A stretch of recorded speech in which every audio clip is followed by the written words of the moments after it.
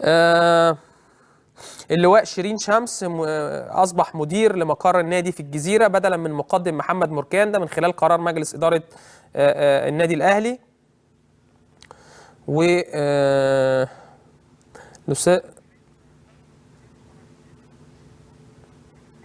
في الجزيرة، ما أنا بقول في الجزيرة لسه مدينة نصر.